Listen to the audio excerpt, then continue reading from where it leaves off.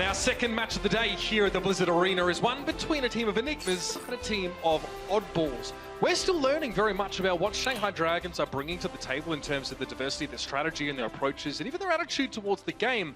But when it comes to the side of the Gladiators, it's very much a cross-hatch combination of players from all around the world. And if you follow them on social media, you see they're not too afraid of not taking themselves too seriously. They're a really sarcastic bunch of people. They're a fun group of guys. We got Hydration coming back in here for the third game in this series. He'll be subbed in for sure for now.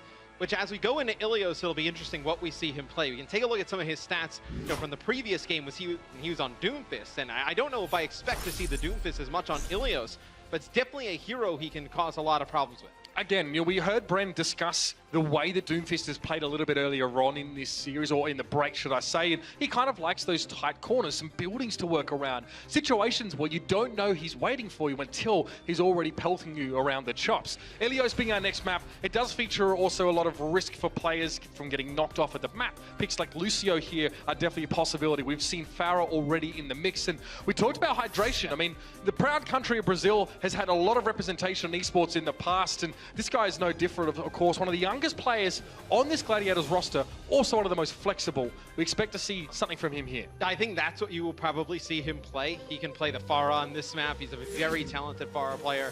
I mean, potentially you could run like a triple tank if you really want to try and grab some people into the well. You could put him on Roadhog, right? And just kind of, barrel your way on through, especially on well. No, this isn't Sparta, but the well operates pretty much the same way. If you get knocked in there by any kind of ability, it is lights out, and you're back to the pavilion for a quick respawn. We see teams try and build around that factor. The fact that if you displace your enemy or knock them around or make it hard for them to keep their footing, you can get yourselves quick picks in these fights, and then you don't have to exert yourself too much to give your team a man advantage early. Yeah, now with Asher in the lineup for the Gladiators, I think Shanghai can definitely expect him to be on the Tracer.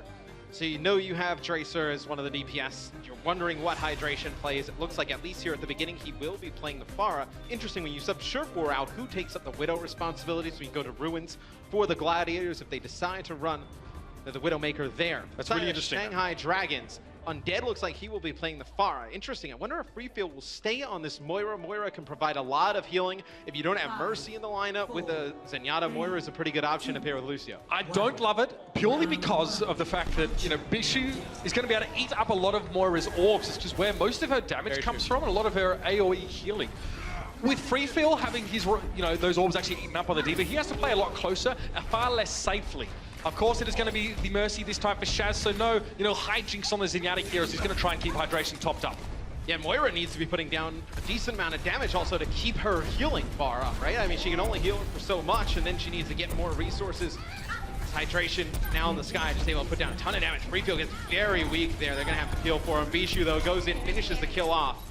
That's what we see a lot with, Farah Tracer combinations, right? That time it's Farah D.Va. Farah puts down some damage with the rockets. Tracer comes in, cleans it up. A lot of kills being cleaned up by the Gladiators. 2 direct shots from Hydration will take out Undead. This first point will go to the Gladiators as now they start to build up control. So if you're a Farah player up against an opposing Farah, that's catharsis. That's what you're looking for. Get rid of that enemy Farah player. And it's hard to do, by the way, because while an enemy Farah is being healed up by the Mercy, you need to hit exactly two consecutive rockets on the enemy Farah to wipe them out. Otherwise, they're going to be healed up and ready to go again. If you have the element of surprise, like Hydration did, you need to use it effectively. And he's been rewarded for the damage he's done in the previous fight with an early barrage. Undead's forced to switch. I mean, that first fight, and up until now, it's been Hydration who's put down 41% of the damage that's come out of the Gladiators. So you see it's just a lot of damage coming down from Hydration, and then a lot of the picks are being just followed up by Bishu, by Asher on the D.Va and the Tracer. So that's 2 kills with a barrage from Hydration. Undead and Hydration actually felled each other in that fight. Undead switching over towards the McCree, which is a well-known counter to Farah because he's able to hit those longer range targets without any delay on the travel time of his projectiles. Definitely a safe bet, but Hydration is happy to play Farah against an enemy McCree. It's probably going to have to change his style or his positioning, though. You need to try and stay safe, otherwise the Peacemaker is definitely going to, put him into pieces. It's going to be a lot of pressure on MG in the D.Va role for Shanghai as well, because it's going to need to use the defense matrix to keep Freefield alive. Gladiators has done a great job taking out Freefield on that Zenyatta time and time again.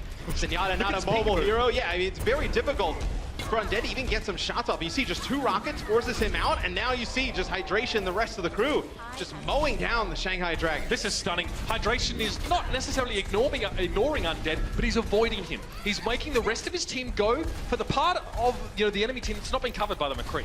I mean, all it takes is Hydration to hit 1 rocket on Undead, get him low, and that forces him back. What about a pulse bomb? Asher with a pulse bomb there. Takes out Undead, and now the Mercy comes in for the res. It'll be altering using his Valkyrie. He gets extremely low. More damage here coming down from the side of the Gladiators, and now we're up to 96%. If you're Shanghai, you got to get a touch on the point. Gotta be now. It's in overtime. You can see Hydration trying to chase down the Mercy. Shaz has fallen to a Deadeye. Undead's found 2. The McCree finally starting to wake up in this fight. Ash is looking deep though. He's looking for the squishy targets, but he's not able to get the full clip on free feel. Undead, that's 3 kills for the McCree from the Shanghai Dragons in this last fight. It's paid off, but not a moment too soon. The Shanghai Dragons cannot afford to give control of this part of the map over to the Gladiators at all for the rest of this round. We'll see how long the Gladiators stay with the Pharah here, as we can take a replay look here from Undead's POV. Here is the Deadeye. You're able to get the Mercy out of the sky, get Hydration extremely low, get both of those kills. Now as we go into the next fight, it'll be Big Goose with a sound barrier for the Gladiators. It'll be led by Shazo. This could be uses the Valkyrie, and it's going to force the Valkyrie out, the Transcendence from free feel. It's going to be Shaz going in for a res. You do have that rocket barrage. Hydration uses it, only gets 1. Hydration going down, and the self-destruct claims him. He can't move while he's in midair using the barrage. It's a problem for Pharah players quite often. Remix is trying to stay safe and get healing, but Hydration, that's a compromising position. Playing in close quarters against McCree, he gets stunned up and immediately eliminated. Remix so close, but not quite enough to get towards Undead. Dia and Undead are now playing in tandem very well. Ash is forced to step off of the point here. You can hear the annoying beep in the background. That's reminding Shanghai that they can't get this up. Pulse bomb dropped, but not connected. Asher knocked away, looking for another health pack, and he's found it. Orbs coming around the corner towards Asher, and he knows he needs to take a brief pause here to get his health back. The Gladiators are still here in numbers, Matt. But Shanghai is going to get both support ults here very soon. Free feels at 88% towards that Transcendence. He gets very low. Got him. Drops at 99%. Not going to have the Transcendence in this fight. Altering now, getting close to his Valkyrie. MG with a big kill onto iRemix. D-Max Bishu as well. He shut down the tank line of the Gladiators. MG, good work getting in there and dealing with the bulkier targets. But now Ash has managed to respond. He gets rid of MG, desuited and removed from the game for the moment. MG gets resurrected by altering, but he can't get back in his suit. Hydration finds him, and now Big Goose wants to play around the point. You can see how he can boot people away or knock them back. He's trying to get people into the well. That's all he can really do at this stage with the amount of healing available to his opponent. Oh, he's done it! He gets the boop on Free Feel, while Free Feel was using the most important ultimate the Dragons had available. Big Goose just completely gutted the Dragons' chance to finish this. We'll see. It's going to be Big Goose also using his sound barrier here, trying to stay alive. You see him bump MG, trying to knock him into the well. As also, via self-destruct comes down. MG gets taken out with a nice headshot there. The Primal Rage comes out from Roshan, just trying to stall this out a little bit longer. Big Goose now the star, as Shaz was in the first couple of maps. Hydration finds Undead with the barrage of rockets coming down. Free Feel's alive for the time being, but Big Goose is trying to chase him down. The rest of the Gladiators seem to have found their marks now, and they're feeling it. Pulse bomb dropped by Dia, but no one connects with it. And we see quickly Hydration tries to get into the air, but he's taken down. Roshan onto the point. It's going to be a long fight, ladies and gentlemen. Strap yourselves in. Big Goose sits back comfortably now. MG tries to take to the sky, but Altering's low. He got too close to Asher. Picked him off long range with the pulse pistols. Asher with all the room in the world to work with here. And MG's going to get demeched as well. Yeah, and Shaz pops the Valkyrie there, keeps everybody alive, brings Hydration back at the beginning of the fight. Now you're starting to see the kills go in favor of the Gladiators. They'll take possession of the point quick. Overtime will disintegrate at a rapid pace. It'll be the Gladiators taking point B here on Ilios. And if you think you're slightly tired from watching that, you should wonder how the players are feeling. That was intense. And this is where we get to see one of the biggest strengths of the Shanghai Dragons roster. They brawl out. Mechanically speaking, they are easily on par with the Gladiators. This is the kind of game type that we really get to see a team's team fighting abilities brought to the fore. Individuals get to shine. Big Goose goes nuts. That boop on a Zenyatta whilst he was using that Transcendence ultimate, that took away the only get out of jail free card that the Dragons had in that fight. They were banking on that ultimate to win them the round. And with how long the fights drag out there on well, Transcendence is huge. I mean, if you have a Transcendence, you can really take the point back in your favor. Shanghai, they'll bring Widow into the mix here on Ruin. It'll be Undead playing the Widow, and actually, yeah, the Gladiators, they will go with Asher on the Widowmaker, so primarily a Tracer player throughout the preseason. Now we see him flex onto the Widow. So the way this map works when Widow is at play is that these two Widows dictate how you know, who has control of the point and how the round generally works. If Asher gets a pick, the Gladiators have a huge advantage. If vice versa, then it will be the Dragons. Big Goose goes down early, though. He's picked up at long range by Freefield. Zenyatta's really shining here, and Asher's not given any room to work. Roshan sees his target. The smug purple lady was the one to be doing the damage, and Roshan knew he had to get rid of her. And you see the effects. Once your Widow drops, the Gladiators back out. They will concede the point to the Shanghai Dragons here at the beginning, and that'll allow Undead to get into a favorable position here. We'll see if Undead can, create some sight lines that are advantageous to him. He's getting the damage boost from altering, playing the Mercy right behind him. That's dangerous, Big Goose. Playing a Mercy against the enemy Widow is tricky because it's hard to dump altitude as a Mercy. If you're up in the air and high up in the air, dropping down is always going to be dangerous. It creates very predictable movement patterns for an enemy Widowmaker to trace you on. That was close. Asher tries to duel that Undead. He comes off worse for wear, but now the response is there. Both these Widowmakers are giving each other love taps across the map as their teams are trying to do the dirty brawling here. But MG's out. It's going to be Valkyrie here, in fact, used early on in the fight by Big Goose. A lot of healing, and he resurrects the fallen Widowmaker in Asher. Sniper's back in play now, and Undead needs to back out of this one.